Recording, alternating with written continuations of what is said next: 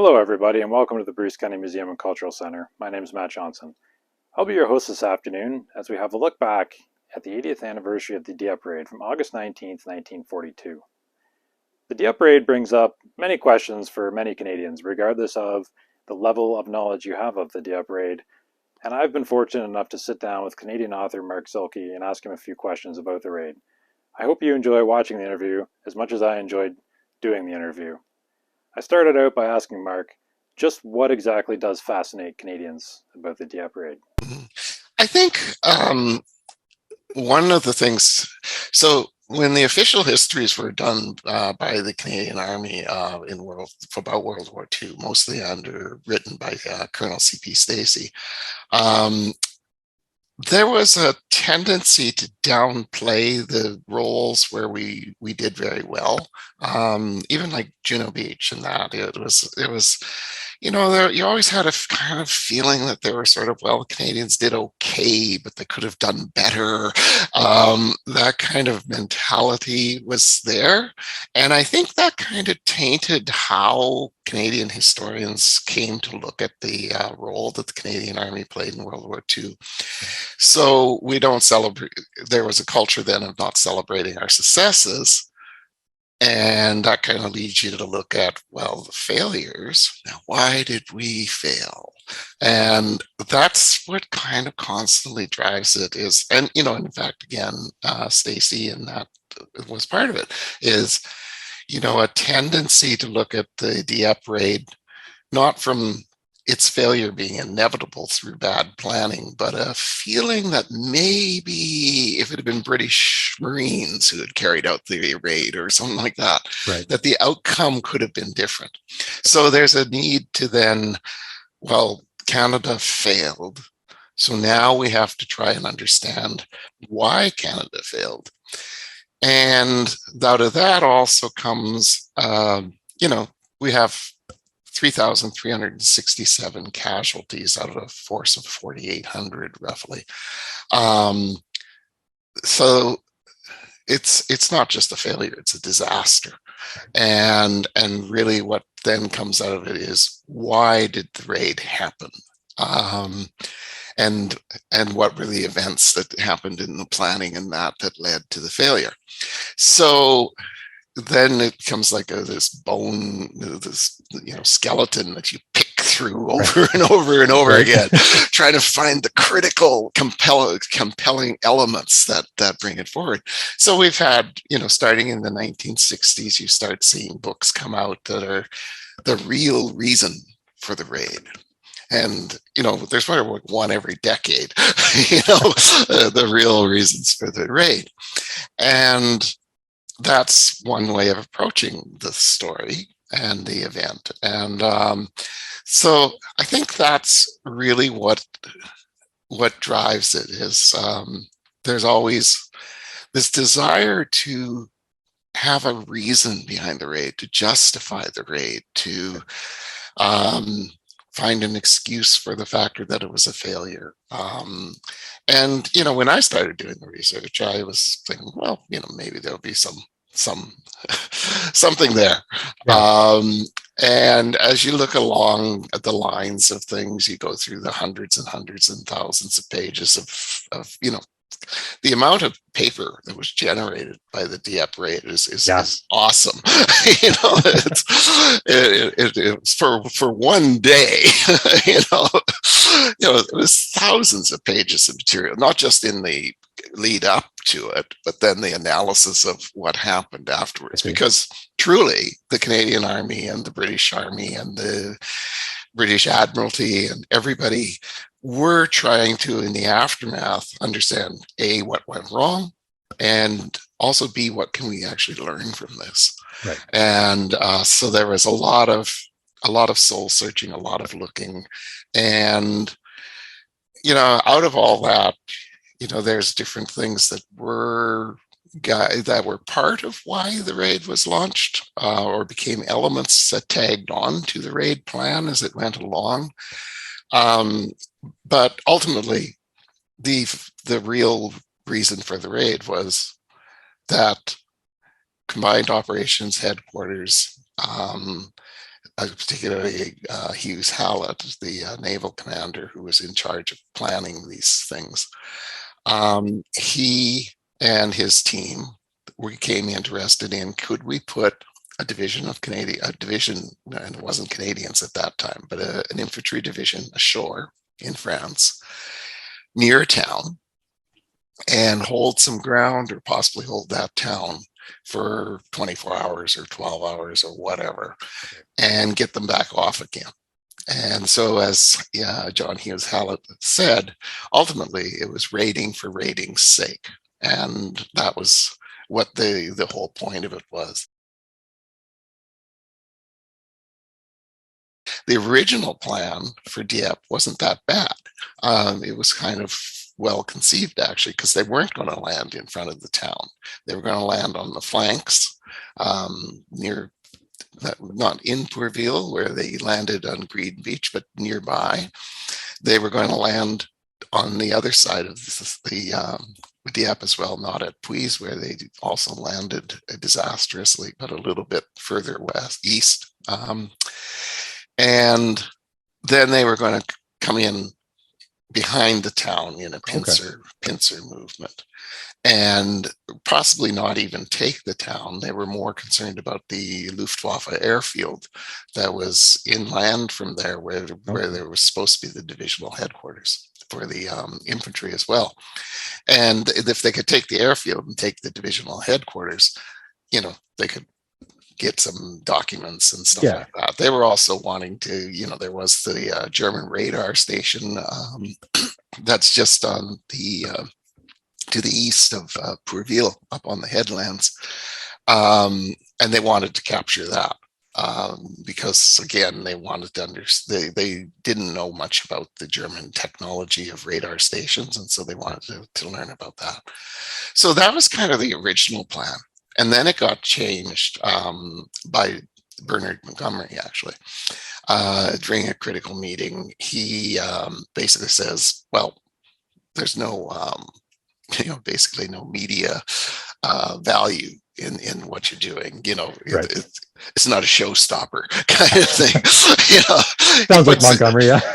he puts it differently, but that's the essence of what he's saying. And so then the plan is, well, now we'll land the main force in front of Dieppe. And the most critical error in that is that we will also land the tanks on the beach in Dieppe. The original idea was that the tanks would land to the west in concert with the South Saskatchewan Regiment and the Queen's Own Cameron Highlanders, and they would carry out the attack towards the airport. And they would have the tanks with them.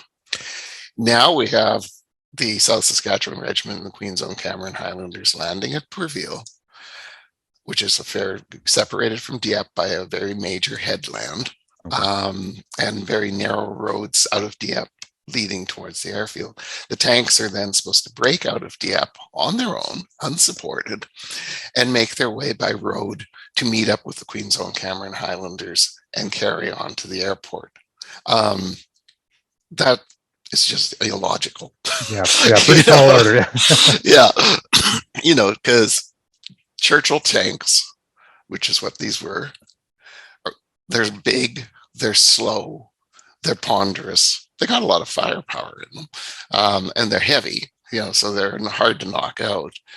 But with the kind of weaponry that the Germans had at that time available, but for them to go by themselves all the way, several miles to meet up with the infantry, who are then unsupported as well, and trying to operate on their own, it just is a recipe for disaster. It doesn't make much sense when you look back now at it. It's no, not at all. No, and you just give your head a shake, when you look at that plan. It's got everything in it. It's got meticulously timed schedules for every boat that's involved in this raid. It's got meticulous times for every regiment of what they're going to achieve at this specific time, that specific time, where they're going to be. I don't think there's probably, I don't think Operation Overlord was probably as detailed planning as Dieppe. In fact, they probably learned then not to do such Right, right. detailed planning because, of course, it's not going to work out that way. So, and also it includes not just the Navy and the Army, but the Air Force, because this was also, that day is also the largest air battle that is fought in the Western Front by the Allies and the Germans of the war. And that was a very deliberate part of the plan, is the British Air Commander Trafford Lee Mallory, I should say, wanted to draw the Luftwaffe into a very major fighter battle over the beaches of Dieppe, and with the idea that he would destroy the Luftwaffe. In actuality, it goes the other way around. Right. We suffer, the RAF and the RCAF and the American Air Force suffer the biggest defeat of the war. And that's partly because the Germans don't have to, they can go back to their airfields, refuel, rearm, be up in the sky very quickly, where our guys are shuttling back and forth from the United Kingdom. How could you think this wouldn't happen? The Luftwaffe was known to be very strong in that part of France because, not that long before they'd fought the Battle of Britain. And so they were there, and they had, capable flyers and stuff, and then they fought very well, as did the German infantry on the beaches of Dieppe.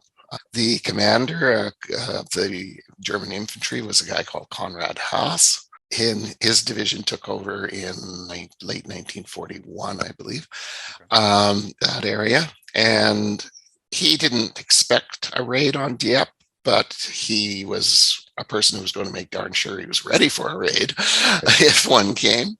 And so he started fortifying that an 80-kilometer length of the beach, of the coastline. Every beach was heavily fortified, lots of wire, lots of mines and stuff. The beaches in Dieppe were heavily mined, lots of wire.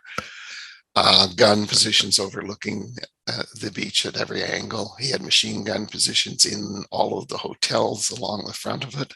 And if you go to Dieppe, there's two headlands, one on each side, and they're very close to the town. And so he had gun batteries up on each of these headlands that are firing right down the length of the beach. And the port commandant was very dedicated to the idea of the defense of the port. And he was very well prepared with his own naval forces and his naval defense forces with guns again. A lot of German, French, they inherited, when they took Dieppe, about 15 75 millimeter French guns. And he used these very well around Dieppe as additional firepower. And he also, in the west bluff, there's a castle on the top, and then down that bluff there's a whole series of caves, natural ones and some unnatural ones that were dug over the centuries. He transformed one of these into a battle headquarters. And so when the raid starts, he moves his headquarters rapidly from a hotel in town up into the headquarters up there in the cliff. He's got a bird's eye view of the battlefield, and he directs the entire defense of Dieppe personally. Haas is inland trying to direct the overall battle of the on the beaches in Dieppe, and also the beaches at Puys and Pourville and where the commandos land. So they've got, the command control is brilliant, extremely well done. And, the Germans win quite easily because they're prepared, they're ready for the idea. They can respond. They've been rehearsing this for a long time. They're absolutely dumbfounded that the tanks land on the beach at Dieppe because they had actually tried it. They had, the port commandant in Haas actually launched an exercise where they landed a number of German tanks onto the beach. And they didn't get off the beach. It's all rock there. It's Okay. the rocks are about this big on average, and the rocks get into the sprockets of the tank treads and break them. So they had to drag their tanks off the beach because they were immobilized. And they said, okay, no one in their right mind is going to try this. The worst beach of the bunch, and Puys is the hardest one to visit, because you stand on that beach and you think, what on earth were they even thinking? It's completely circled by a highland, by heights. So it's like a landing in the middle of a horseshoe.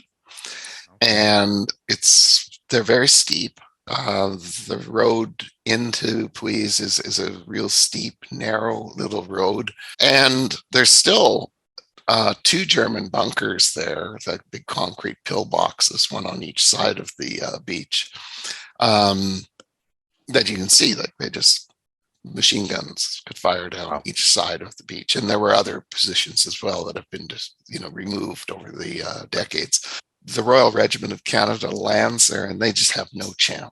So the plans for those beaches, Pourville and Puys, was that the Canadians who landed there, the Royal Regiment of Canada on the one, supported by one company of Black Watch that were supposed to land afterwards, and the Queen's Own Cameron Highlanders, the South Saskatchewan regiments, that they would go in and do in the Royal Regiment of Canada's task was to get up on the heights, move along that headland, and take out the German gun battery that was able to fire down on the beaches of Dieppe. Okay. That was its job. The Queen's Own Cameron Highlanders were to go inland and get to that airfield that I mentioned earlier and meet up with the tanks that, of course, could never come. The South Saskatchewan Regiment was to go up on the headland between Dieppe and Pourville and take out the radar station, and seize whatever material, whatever they could take away from there to learn what were the Germans doing in that regard. So that was there. And then once they've completed all their tasks, they were to push on through to Dieppe and be evacuated out of there along with the raiders who were in Dieppe. So that was kind of the structure of the thing. So they were going to seize. The Dieppe itself was not considered very important. It was more just, to establish a presence in the town, take the town, secure it enough that the other forces could come through, get into the town, and then everyone would be evacuated off the beach with the Fusiliers Montreal covering that. Okay. And a British commando force at the same time would come into the port, and there were a few German fishing trawlers and primarily, even more importantly, the Germans, after they abandoned the idea of invading England, had left behind a whole bunch of barges and tugs. And the barges particularly were important because at this time we don't know how we're going to invade France. So it's like, some barges could be kind of handy. Why not? Yeah. So we'll tow those out to sea and take them away as booty. There were also a couple little German mini submarines there that they were interested in getting as well. And as the raid's planning got going and it got closer to launching, around April 1942, the plan is really crystallized. Brigadier Church Mann, who's the Canadian officer really responsible for the plan, he's not responsible for the planning because the planning has been done. It's so meticulously worked out, he can't change anything. But he's making sure that he can actually fulfill the plan. He starts noting that there's this whole bunch of what he called, in one report, he called them sort of like carpetbaggers who were attaching themselves to the raid. Okay. And this is a mixed bag of small commando units, everything like that, who have their own agendas. they're going to get in there and they're going to do this and that and the other thing. Largely a lot of it's after trying to get secret documents, code books, anything like that. Right. And this is where the Enigma story comes in, the latest I was theory. going to ask about that. Yeah. This is the latest theory as to why the raid on Dieppe. So that small team gets anchored into the raid in April 1942. Okay. The raid has been being planned meticulously since January 1942. So it's just another add-on. The current thesis being brought forward by another historian is that it was the engine at the front of the train. I always think of it as, well, it was more like the caboose at the back of the train, just tagged on. Yeah.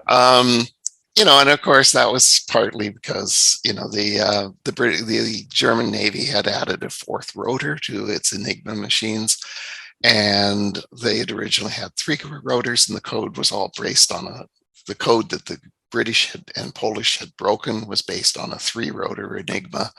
Okay. And so the fourth rotor changed the codes. Now the British don't know what's going on at sea. They can't track the U-boats. And the Battle of Atlantic is going worse. It's not going to help a lot if you steal an Enigma machine and or the codes from a town called Dieppe. The port commander is going to kind of know he lost something, and that there's certain value in what he lost, and the Germans would just change the codes and possibly add another rotor to the Enigma machine. So it's not, it's not that important. You're not going to sacrifice a whole division just to get No, it doesn't make any sense. It doesn't hold up. That whole Enigma thing, it speaks to that need that we seem to have as Canadians for a reason for Dieppe. And so it's had a lot of travel, it certainly convinced an enormous amount of the media who, didn't actually know anything about Dieppe probably before they got doing these interviews. But it doesn't hold up to really being looked at scrupulously. Do you have any Dieppe excursions coming up, or? Yes, actually. The company's called Liberation Tours, and spring 2023, we're doing one tour that's called the Cinderella Army Tour. And we will start at Juneau, and we're going to go up through Dieppe and through the Scheldt Estuary, the Rhineland, into Holland, all the way up to northern Holland. So basically following the Canadian path up the long left flank, as it was called. So that's a new tour that we bring together, and it'll probably become one that we'll offer every couple of years. Okay. And the other tour, there's a signature tour of Liberation Tours called the Northwest Europe Battlefield Tour. And it does a similar thing. It starts in Normandy, goes to Dieppe. And then we also then do World War I sites and cover World War I and end in southern Holland. So it's not as extensive as the Cinderella Army one on the history of World War II Canadian operations. But yeah. So those both bring us to Dieppe each time. Okay. And we visit, as I said, Puys, Préville, the beach of Dieppe. We're going to spend a couple days on the Dieppe operation with the Cinderella Army Tour because we have the time. So it'll be a little bit more extensive in its investigation of the thing. Okay. So yeah, it's good. And, Dieppe is the beaches at Juneau are wonderful to visit as well. Very well preserved at this time. You can get a real sense of the operation of the D-Day operation. It's the same with Dieppe.